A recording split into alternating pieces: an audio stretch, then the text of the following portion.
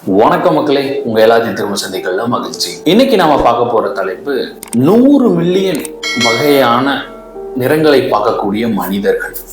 அப்ப சாதாரண மனிதர்கள், நம்மளை போன்ற மனிதர்கள் எத்தனை நிறங்களை பார்க்க முடியும்? அந்த கேள்விக்கான விடை என்னன்னு பாத்தீங்கன்னா, சாதாரண மனிதர்கள் அவர்களோட கண்கள்ல 3 நிறங்கள் மற்றும் அதன் வகைகளை மட்டும்தான் பார்க்க முடியும். சிகப்பு, நீலம் மற்றும் பச்சை.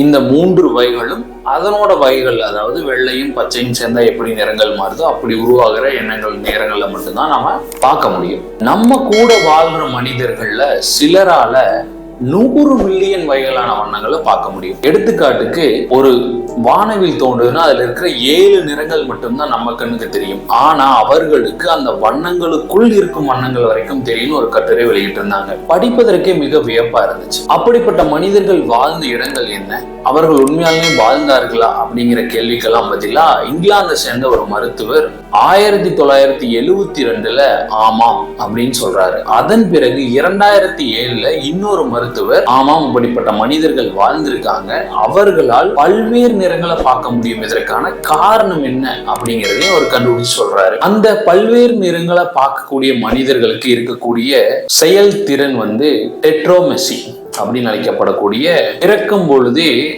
2X ஜீன்கள் அதிகமாக கொண்டிருக்கும்.